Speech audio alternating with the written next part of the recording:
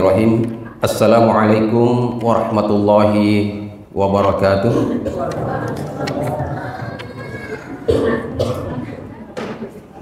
Alhamdulillahilladzi ja'ala syahr Ramadan syahran mubarakan unzila fihi al-Qur'an hudan lin-nasi wa bayyinatin minal huda wal furqan.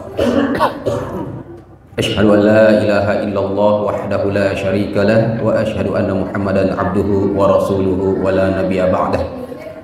Puji syukur atas kehadirat Allah Subhanahu wa taala yang telah memberikan kepada kita nikmat iman dan Islam. Terlebih Allah Subhanahu wa taala masih memberikan kepada kita umur yang panjang sampai detik ini, yang mudah-mudahan Allah sampaikan umur kita sampai masuk ke dalam bulan suci Ramadan yang penuh dengan kemuliaan dan keberkahan. Amin ya rabbal alamin. Kemudian salawat serta salam selalu kita hanturkan kepada Rasulullah sallallahu alaihi wasallam, suri tauladan terbaik, panutan kita selaku umat muslim. Mudah-mudahan pula kita senantiasa menjadikan Rasulullah sallallahu alaihi wasallam contoh dalam setiap kehidupan kita, khususnya dalam beribadah kepada Allah Subhanahu wa taala. Bapak Ibu yang dimuliakan oleh Allah Subhanahu wa taala,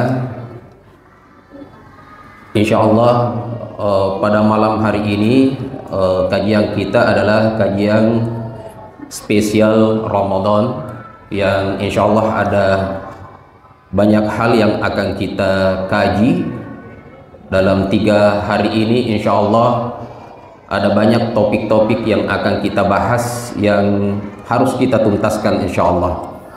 Jadi yang pertama, Bapak Ibu sekalian, untuk mengefisienkan waktu, pertama kita akan menjelaskan tentang perkara penting sebelum masuk 1 Ramadan. Yang kedua, keutamaan bulan Ramadan.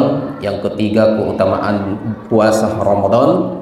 Kemudian pengertian puasa, rukun puasa, hukum puasa, sejarah puasa Ramadan. Kemudian yang ke-8, tujuan dan hikmah puasa Ramadan, metode penetapan awal Ramadan, golongan yang wajib berpuasa, golongan yang diberi keringanan, hal-hal yang membatalkan puasa, hal-hal yang tidak membatalkan puasa, adab-adab puasa, serta sholat tarawih dan witir, i'tikaf, Lailatul Qadar, sholat hari raya atau Idul Fitri, puasa sunnah Syawal, dan masalah-masalah kontemporer seputar puasa. Jadi ini sekitar 20 topik yang akan kita bahas ya, dan malam ini kita insyaallah akan kaji satu persatu dari topik ini.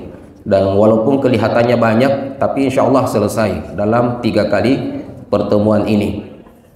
Ya. Yang pertama adalah sebagai muqaddimah, ayat yang populer terkait dengan Ramadan adalah pada surat Al-Baqarah ayat 183 dan sampai 184, 85, 86 sampai 87 itu masih terkait dengan Ramadan, masih terkait dengan seputar puasa. A'udzubillahi minasyaitonirrajim.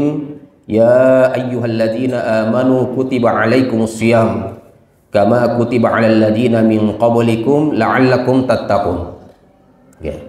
Ini sebagai pengantar daripada kajian kita, di mana ayat ini setiap ustadz yang memberikan ceramah tidak pernah lupa dengan ayat ini. Ya ayyuhalladzina amanu kutiba alaikumusiyam kama kutiba alal ladzina min qablikum la'allakum tattaqun. Ada 3 poin atau 4 poin yang terdapat di dalam ayat ini yang perlu kita kaji.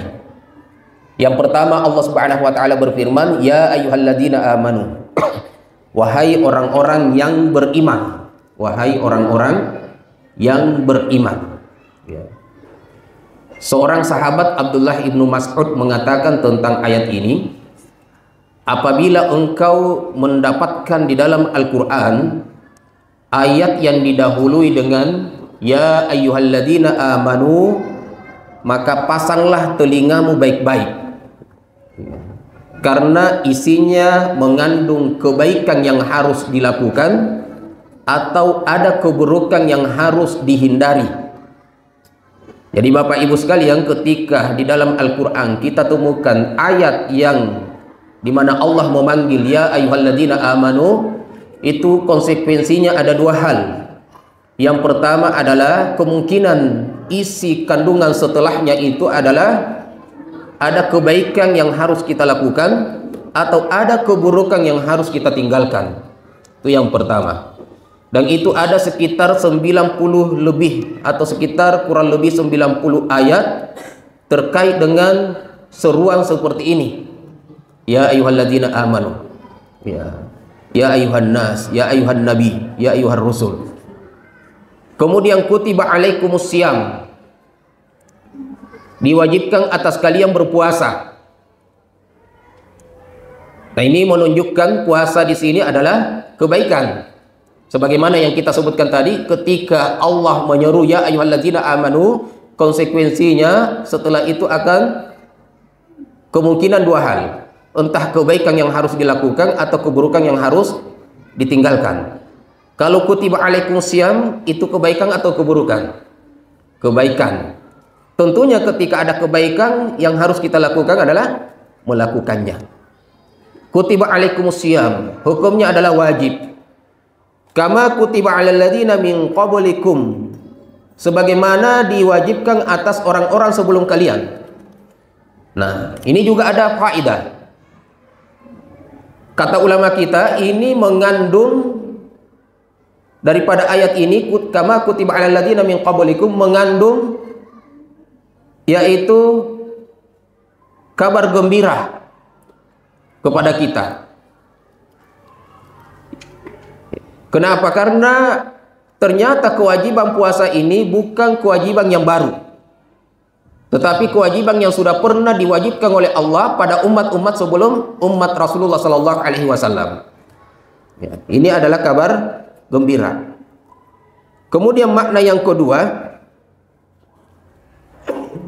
kedua daripada sepotong ayat ini, kama kutiba alal ladzina min qablikum, yaitu untuk mengurangi beban.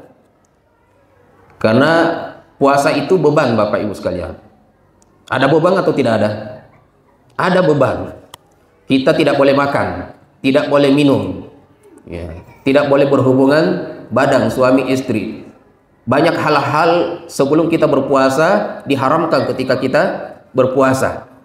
Tidak bisa kita bekerja dengan seperti sebelum kita berpuasa. Ada beban. Nah, ini mengurangi beban. Ketika Allah mengatakan kutiba alaikum kama kutiba alal ladzina min qablikum, itu mengurangi beban. Di mana sisi bahwa ayat ini bermakna mengurangi beban? Bahwa beban puasa ini adalah beban bersama. Bukan untuk satu orang dan bukan hanya untuk umat Rasulullah. Tetapi ternyata puasa Ramadan yang kita anggap ini berat, itu sudah pernah dilakukan oleh umat-umat terdahulu. Ini beban bersama. Anggaplah kalau ada satu barang yang berat, kalau kita angkat sendirian itu berat. Tetapi ketika kita melihat bahwa barang ini akan kita angkat bersama-sama, maka sebelum diangkat itu sudah bahagia, mengurangi beban sebelum beban itu diangkat. Nah, ini makna daripada kama kutiba alal ladzina min qablikum, memberikan kabar gembira dan mengurangi beban. La'allakum tattaqun, itu adalah tujuan daripada kewajiban puasa tadi. Setiap ibadah yang Allah perintahkan, bukan hanya puasa, itu pasti intinya adalah agar supaya kita meningkat ketakwaannya. La'allakum tattaqun, agar kalian bertakwa kepada Allah Subhanahu wa ta'ala. Ya. Nah, kita masuk pada poin yang kedua sebenarnya, ya. Karena tadi yang pertama itu muqaddimahnya. Nah, keutamaan bulan Ramadan.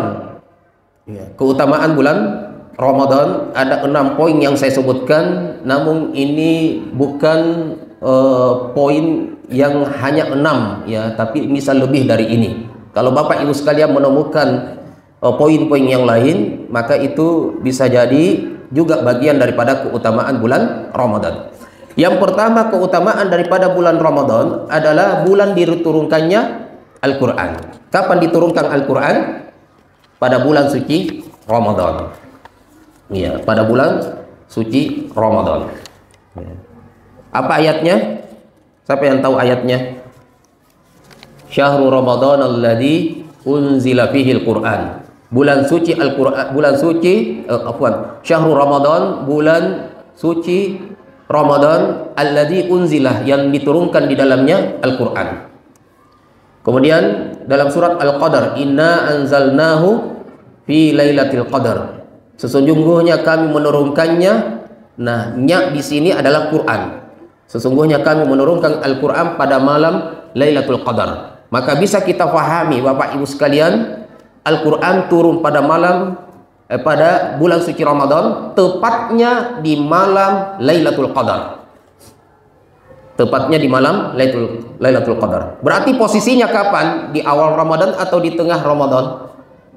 10 malam terakhir Ramadan. Kenapa kita bisa pastikan?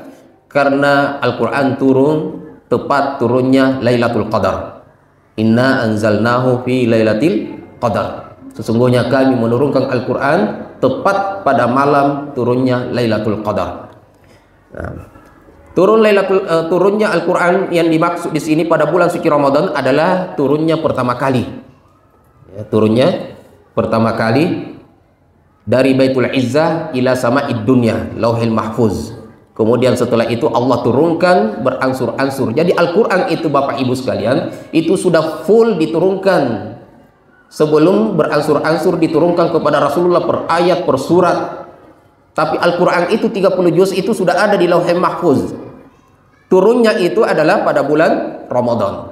Dari Baitul Izzah ke Sama'ud Dunya, ke langit dunia. Baik. Maka di antara keutamaan bulan Ramadan, Al-Quran turun di dalamnya. Dan Al-Quran mulia. Kapan di sana Al-Quran, maka itu menjadi mulia. Al-Quran, Ramadan menjadi mulia karena ada Al-Quran turun di dalamnya. Mekah dan Madinah menjadi mulia karena di sana turun Al-Quran. Maka anak-anak kita yang membaca dan menghafal Al-Quran menjadi mulia karena ada Al-Quran di dalam hatinya. Maka siapapun yang punya Al-Quran, maka dia mulia. Di mana Al-Quran ada di dalamnya, baik di tempat maupun di waktu, maka waktu dan tempat itu menjadi mulia. Makanya kenapa kita menghafal Al-Quran? Karena kita ingin mulia di hadapan Allah Subhanahu wa Ta'ala. Ya. Malaikat Jibril menjadi malaikat yang termulia karena dialah yang memegang Al-Quran ini. Melalui malaikat Jibril turun kepada Rasulullah sallallahu alaihi wasallam.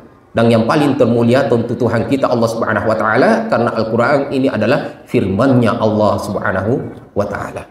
Bapak Ibu yang dimuliakan oleh Allah Subhanahu wa Ta'ala, yang kedua, setan-setan dibelenggu, pintu-pintu neraka ditutup dan pintu-pintu surga dibuka.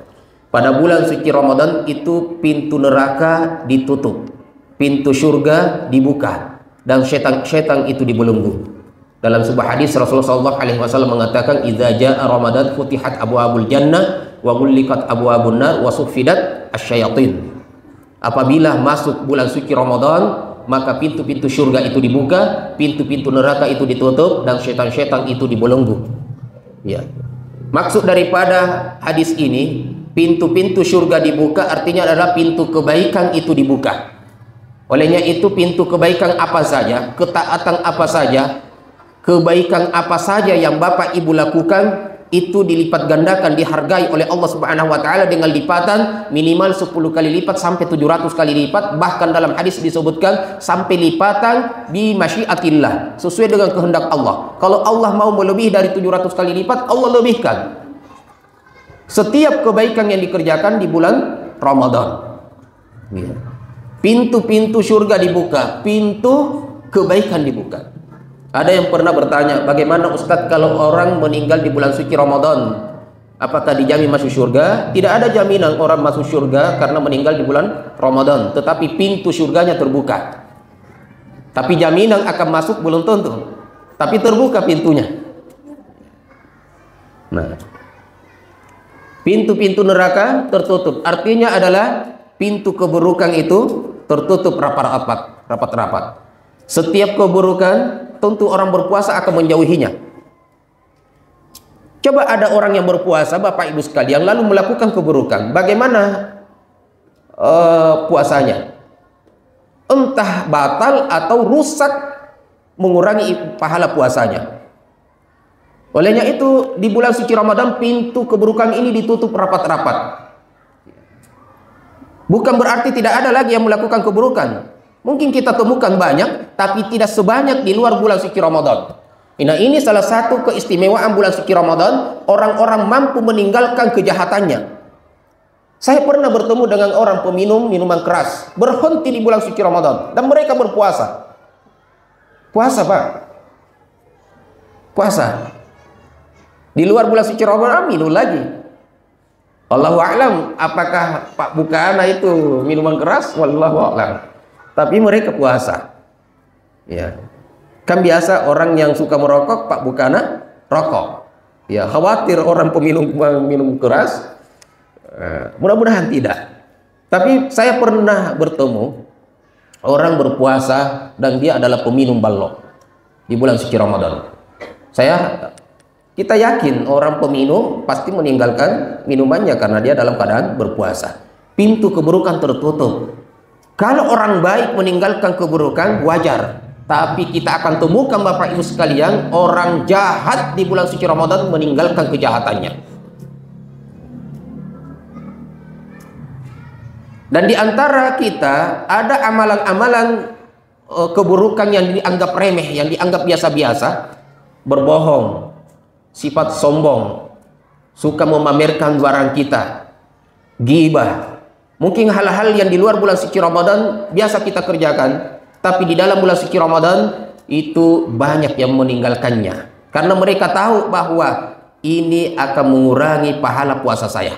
Bayangkan Bapak Ibu sekalian, kalau kita dari terbitnya fajar berpuasa, kemudian di jam 9 kita ghibah, di jam 11 kita berbohong, di jam 3 sore kita memfitnah, kemudian sebelum maghrib pun kita melakukan perbuatan sia-sia. Makanya tidak salah Rasulullah SAW mengatakan, kam min shaimin la yajidu syai'an illal ju' wal atash. Berapa banyak orang yang berpuasa namun tidak mendapatkan pahala apapun dari puasanya kecuali lapar dan haus. Karena itu tadi, dia tidak makan dan minum, tetapi perbuatan-perbuatan buruk yang selama ini dianggap kecil itu masih tetap dilakukan. Maka Bapak Ibu sekalian, mari kita, kata ulama kita, yang menutup sebenarnya pintu keburukan ini adalah kita sendiri. Allah sudah tutup rapat-rapat pintu keburukan itu. Tidak ada yang Allah perintahkan untuk melakukan keburukan. Di bulan suci Ramadan ini jelas Allah Subhanahu wa taala memberikan pahala yang sangat luar biasa dilipat gandakan. Melalui puasa ini itu akan merusak ibadah puasa kita, bahkan membatalkan ibadah puasa kita dengan keburukan-keburukan yang kita lakukan. Sehingga ini akan menjadikan orang yang berpuasa akan meninggalkan keburukan, menutup rapat-rapat pintu keburukannya, pintu nerakanya. Wasufidat asyayatin, bukan berarti syaitan itu ditahan, dipenjara Bapak Ibu sekalian. Saya pernah mendengar orang mengatakan bahwa sufidat asyayatin artinya syaitan itu diikat dengan rantai. Akhirnya tidak ada yang menggoda kita. Kenyataannya masih ada yang melakukan keburukan. Berarti masih ada yang menggoda. Nah, karena memang sufidat asyayatin, syaitan itu dibelenggu, yaitu tidak diberikan kebebasan seperti kebebasan yang diberikan oleh Allah di luar bulan suci Ramadan. Dibelenggu, tidak diberikan kebebasan, dibatasi, menggodahnya, sehingga kita mampu melakukan puasa dengan baik, kita membaca Al-Quran dengan baik, yang jarang kita lakukan di luar bulan suci Ramadan. Bapak Ibu sekalian, sanggup berpuasa 30 hari? Karena syaitan kurang menggoda kita. Seandainya di luar bulan suci Ramadan Allah belenggu sepanjang tahun, maka kita akan sanggup melakukan qiyamul lail, kita akan sanggup untuk berpuasa Senin Kamis. Tapi Allah membelenggunya sebagaimana dalam hadis ini, itu apabila Ramadan tiba. Masuk satu Ramadan, Allah belenggu setan-setan itu. Diberikan batasan dengan kehendak Allah Subhanahu wa taala untuk menggoda manusia, khususnya kaum mukminin. Nah, kemudian yang ketiga, terdapat malam yang penuh dengan kemuliaan, disebut dengan malam Lailatul Qadar. Inna anzalnahu fi Lailatul Qadar. Sesungguhnya kami menurunkan Al-Qur'an pada malam Lailatul Qadar. Wa ma adraka ma Lailatul Qadar. Apa yang kamu ketahui tentang malam Lailatul Qadar? Lailatul Qadri khairum min alfi syahr. Ini intinya. Lailatul Qadar itu adalah malam yang lebih mulia daripada 1000 bulan. Sudah pernah dihitung 1000 bulan berapa tahun? 83 tahun 4 bulan. 83 tahun. Ada yang sudah umurnya 83 tahun? Belum ada. Kata ulama kita, siapa yang bertemu dengan Lailatul Qadar sementara dia dalam keadaan beribadah, kalau ibu sholat pada waktu itu, maka sholat yang ibu kerjakan pada malam hari itu lebih mulia, lebih baik daripada ibadah yang ibu kerjakan selama 83 tahun. Bukan hidupnya 83 tahun, tapi ibadahnya 83 tahun. Kalau kita membaca Al-Quran pada malam hari itu, maka bacaan Quran yang kita baca pada hari itu bertepatan dengan turunnya Lailatul Qadar, maka bacaan kita itu lebih mulia, lebih baik daripada 83 tahun 4 bulan bacaan Quran. Dan tidak akan ada satu orang pun yang bisa membaca Al-Quran sepanjang hidupnya tanpa berhenti. Tidak ada yang sholat sepanjang hidupnya tanpa berhenti. Begitu juga dengan puasa-puasa sunnah. Namun kebaikan daripada Lailatul Qadar ini itu lebih baik daripada kita beribadah sepanjang 83 tahun. Kita mungkin kalau umurnya 83 tahun, ibadahnya hanya 10 tahun. Iya kan? Nah ini Bapak Ibu sekalian. Makanya saya heran di Indonesia. Ya.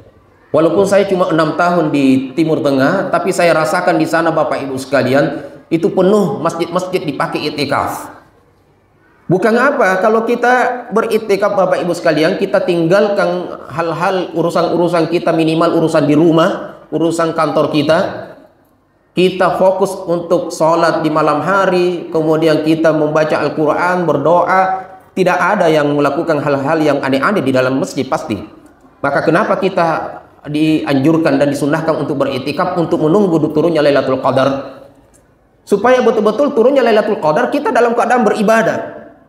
Jangan harap Bapak Ibu sekalian sekiranya dibolehkan kita turunnya Lailatul Qadar bertepatan kita berada di rumah, kemudian kita sementara membaca Al-Quran.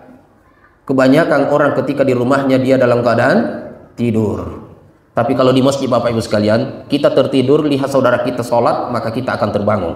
Malu sendiri kita kalau di tengah masjid begini, kita ngorok di tengah masjid, sementara yang lain ada yang berzikir, ada yang berdoa, ada yang sholat tahajud. Maka kita termotivasi untuk bangun. Ya. Makanya kenapa kita harus beriktikaf. Bapak Ibu yang dimuliakan oleh Allah Subhanahu wa taala, malam ini sangat mulia. Mudah-mudahan kita termasuk hamba Allah Subhanahu wa taala yang mendapatkan malam itu. Dan malam Lailatul Qadar ini bisa saja kita dapatkan setiap tahun, dan bisa saja setiap tahun kita tidak dapat. Tergantung kita mencarinya atau tidak. Tergantung kita bersungguh-sungguh menghidupkan malam itu atau tidak. Nah, ini keutamaan bulan Ramadan. Kemudian yang keempat, salah satu waktu dikabulkannya doa. Iya. Jadi di bulan Ramadan itu adalah waktu di mana doa kita dikabulkan oleh Allah Subhanahu wa taala.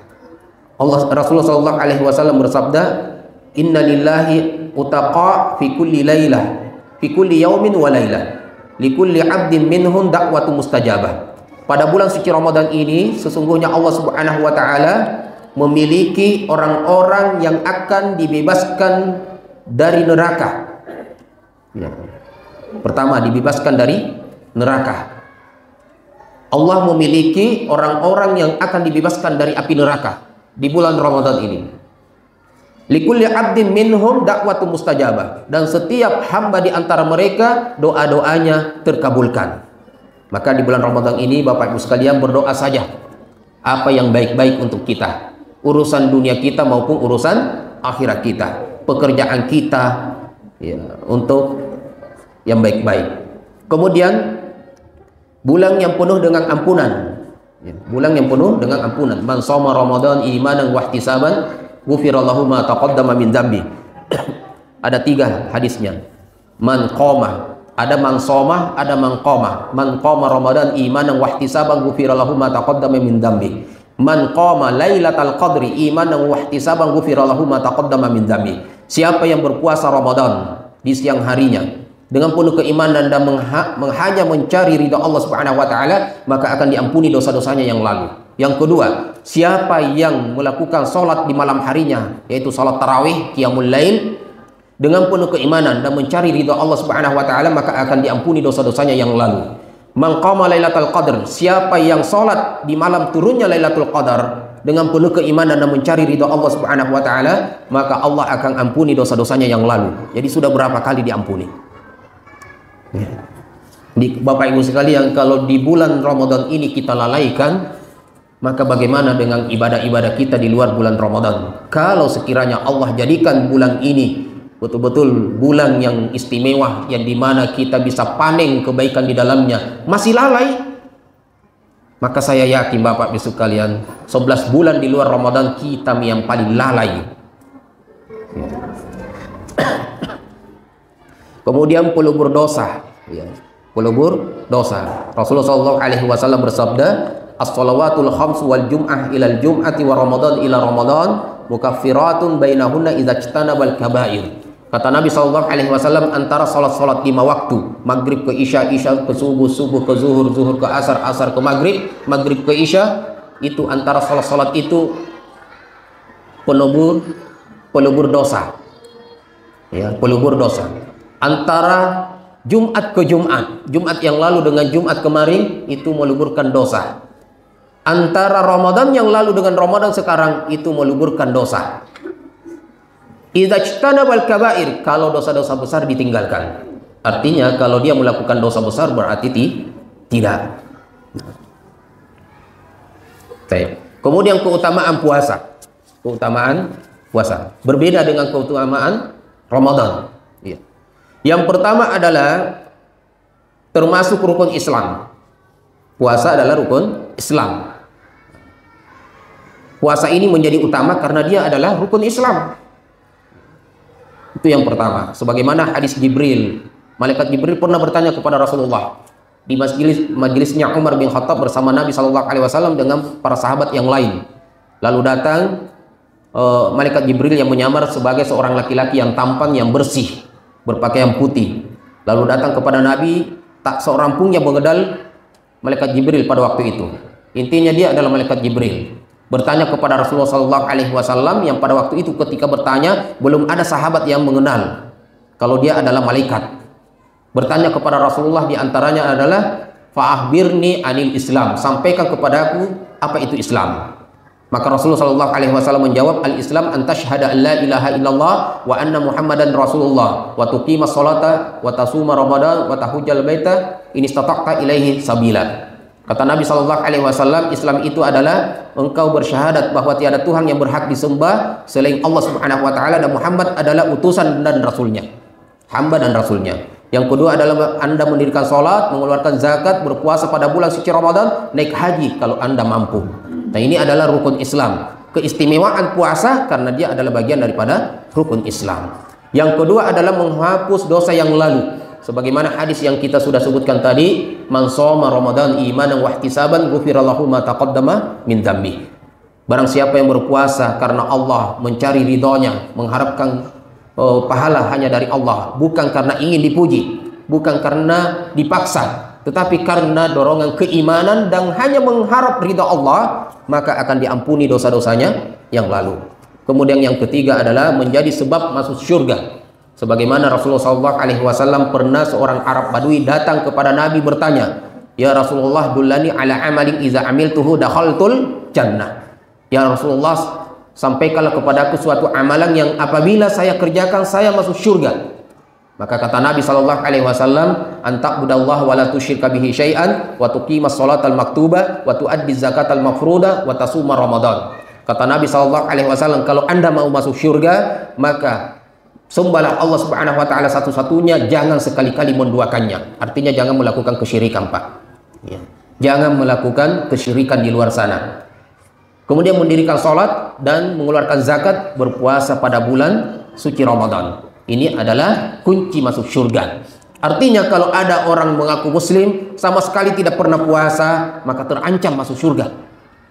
Terancam masuk surga. Bahkan ada satu pintu yang namanya pintu Ar-Rayyan. Pintu Rayyan pernah dengar Bapak Ibu sekalian? Pernah masuk?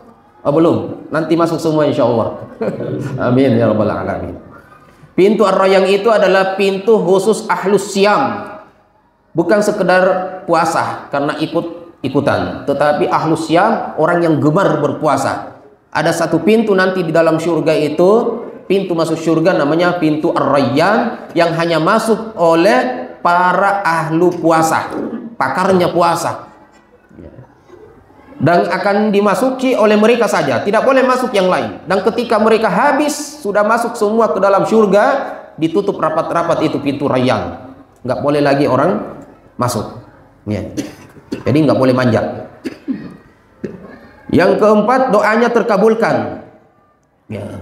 Salah satu la turadu da'watuhum. Ada 3 jenis golongan orang yang doanya tidak ditolak. Yang pertama adalah al-imamul adil, seorang pemimpin yang adil. Makanya Bapak Ibu sekalian, pemimpin itu luar biasa. Doanya dikabulkan, tidak ditolak oleh Allah dengan syarat amanah, adil.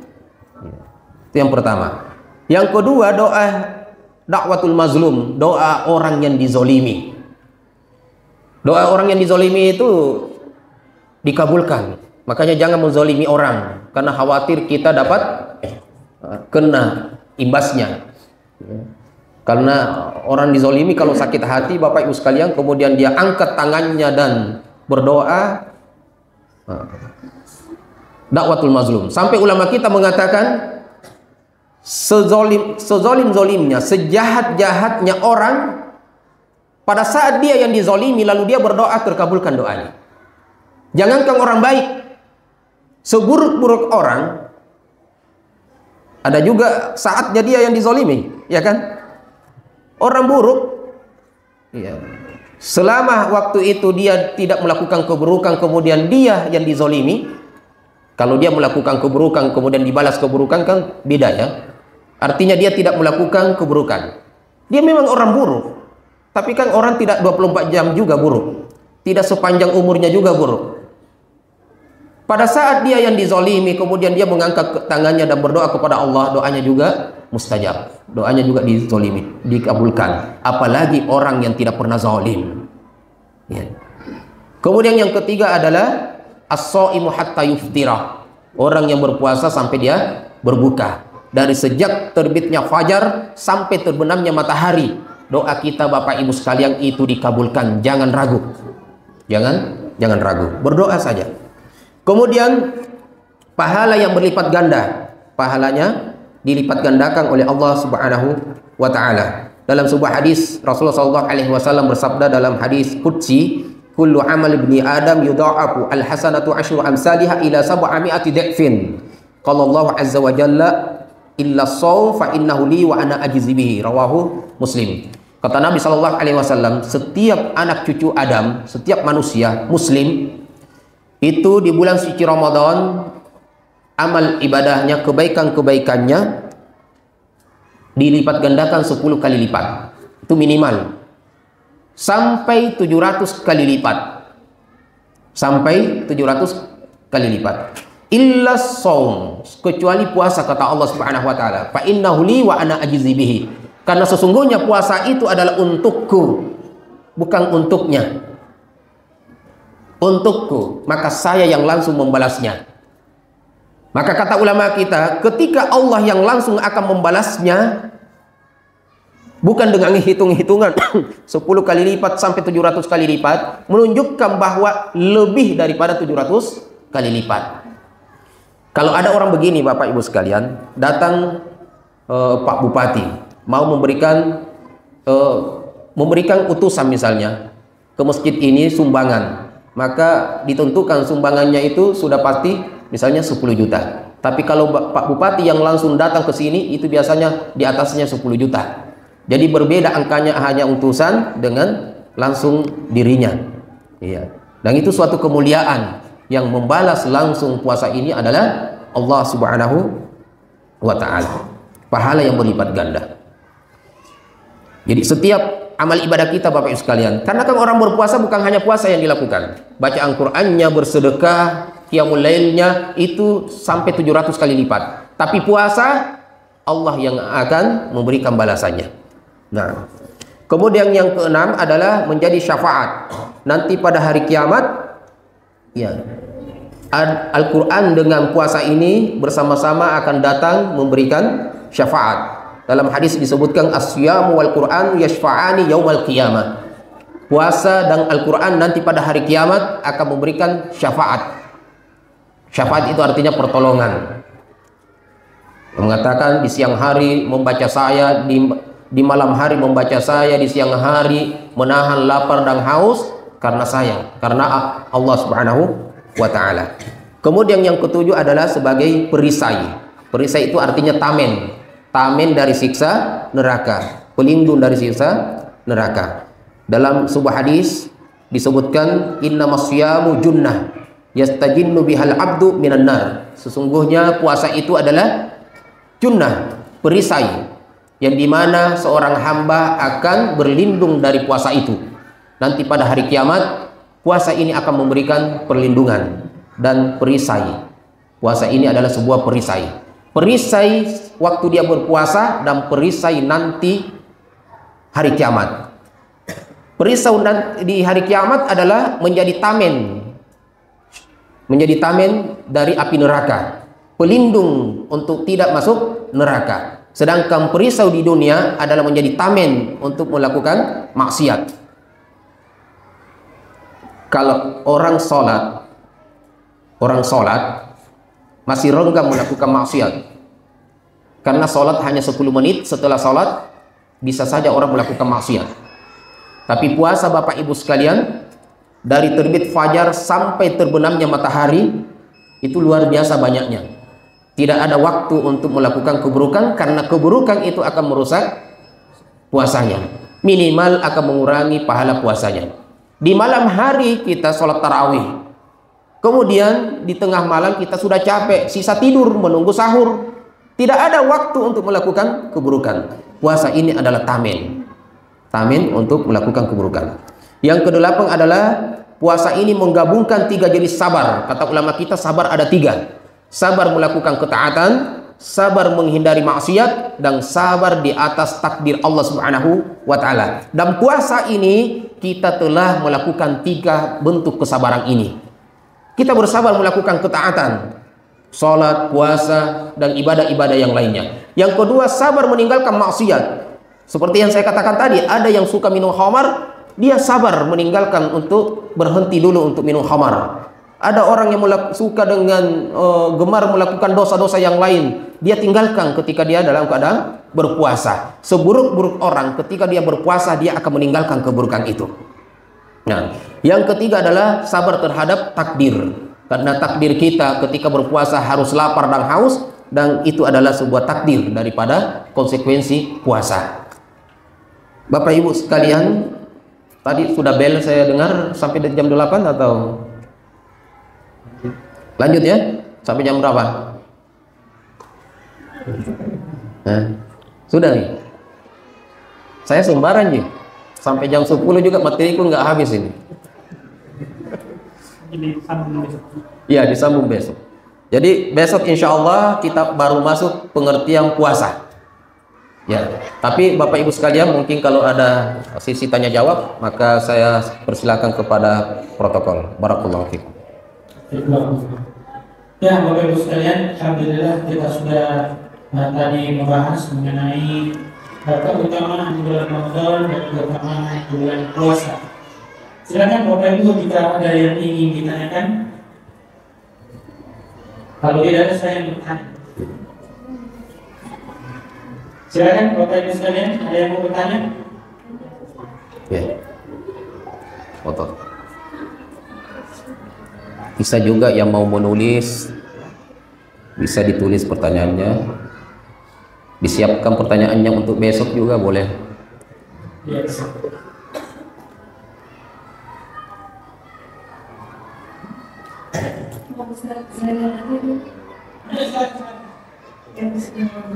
Assalamualaikum warahmatullahi wabarakatuh. Assalamualaikum Ustaz, izin bertanya. Berkenaan dengan ketika bulan Ramadan, syaitan itu dibelenggu Ustaz. Tapi maaf Ustaz, tolong luruskan kita sekarang. Dan syaitan itu kan kalau surat Anda Ustaz ya, minal jinni wal ins itu Ustaz ya. Nah, atau bisa nggak Ustaz diartikan syaitan itu merupakan sebuah sifat gitu Ustaz, dari kata syaitona yang artinya mengiringkan dari yang lurus. Itu kan bisa dari jin manusia, termasuk manusia itu bisa dari hawa nafsunya. Jadi yang dibelenggu itu ya hawa nafsunya. Itu Ustaz, yang sekian Ustaz. Baik. Apa yang disampaikan memang benar, ya. Jadi ada dua makna syaitan. Yang pertama, syaitan dalam bentuk fisik, dan syaitan yang kedua bermakna sifat. Maka pada ayat surat An-Nas itu bermakna sifat. Maka sifat syaitaniyah, sifatun syaitaniyatun itu bisa ada pada manusia maupun jin. Kemudian alladzi yuwaswisu fi sudurin nas minal jinnati wan nas, itu memang dalam bentuk sifat, ya, dalam bentuk sifat. Ya, apa yang disampaikan itu benar. Kemudian yang kedua, yang dibelenggu itu syahwat, itu juga benar. Syahwat dari sifat syaitania yang ada pada manusia itu syahwatnya. Makanya Bapak Ibu sekalian, ketika kita berpuasa itu setinggi-tinggi syahwatnya orang itu akan berkurang karena dibelenggu. Tapi bukan berarti akan hilang. Seperti yang saya katakan tadi, syahwat itu dibelenggu itu bukan artinya menghilangkan. Maka syaitan itu tidak akan berhenti menggoda walaupun di bulan suci Ramadan. Tapi dibelenggu, dibatasi. Nah, sebagaimana orang ketika sifat syaitaniahnya, syahwatnya dibelenggu, itu masih ada. Maka jangan menganggap bahwa syahwatnya orang sudah hilang di bulan Ramadan. Ya, tapi dibatasi sehingga diantara syahwat makan. Maka yang akan kita bahas sebenarnya ini pengertian puasa, saya singgung karena ini menjawab dari pertanyaannya, yaitu puasa sebenarnya adalah al-imsaku an syahwatai. Ini sudah ada syahwat di sini. Al-imsaku an syahwatai al-batni wal farji min tulu'il fajr shadiq ila ghurubi syamsi bi niyati taqarrub ila Allah azza wa jalla. Puasa itu adalah menahan dari dua syahwat. Maka ketika kita berpuasa mampu kita tahan. Coba kalau kita tidak berpuasa, tidak mampu kita tahan itu. Menahan dua syahwat, syahwat perut dan syahwat kemaluan. Maka makan dan minum itu juga kebanyakan itu juga bagian daripada syahwat. Ya, hawa nafsu. Syahwat itu hawa nafsu, Pak. Kemudian al-farji, syahwat nafsu kemaluan. Dari terbitnya fajar sampai terbenamnya matahari. Jadi bukan dari subuh ke maghrib. Karena pernah saya dengar mungkin ada penceramah yang mengartikan puasa itu adalah menahan lapar dan haus dari subuh sampai maghrib. Walaupun memang waktunya subuh ke maghrib, tapi pengertiannya bukan begitu.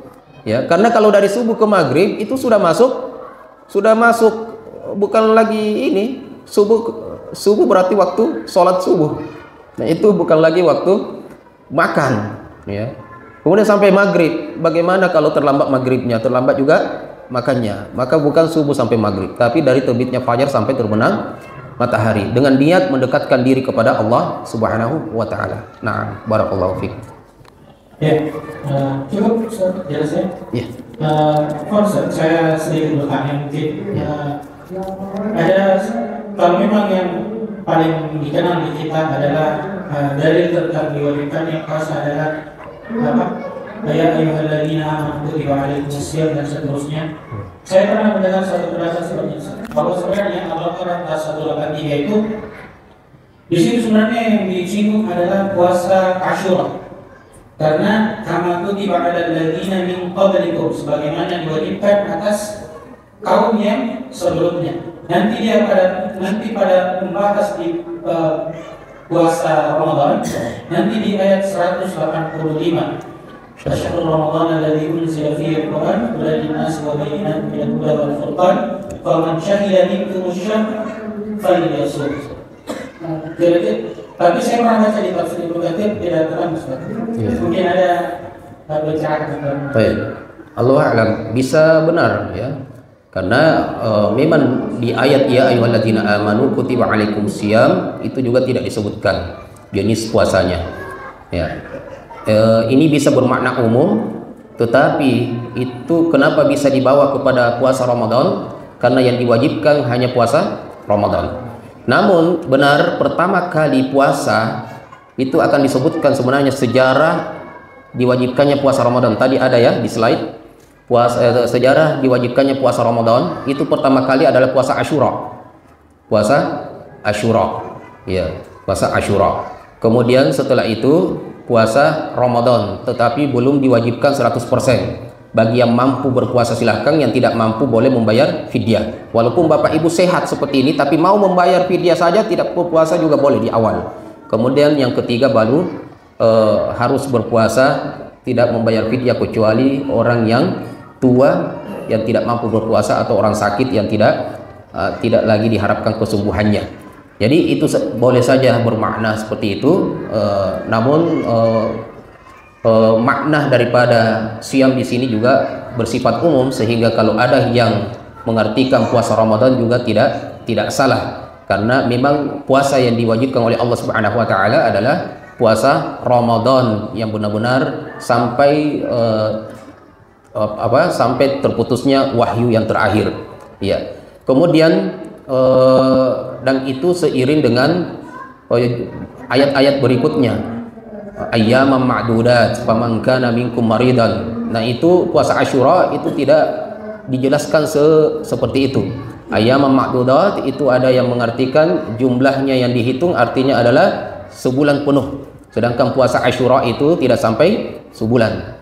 Ya, dengan bilangannya yang sudah ditentukan, ayyaman ma'dudat faman kana minkum maridan au ala safarin, itu semuanya mengarahkan kepada puasa Ramadan. Pada puasa Ramadan. Wallahu a'lam.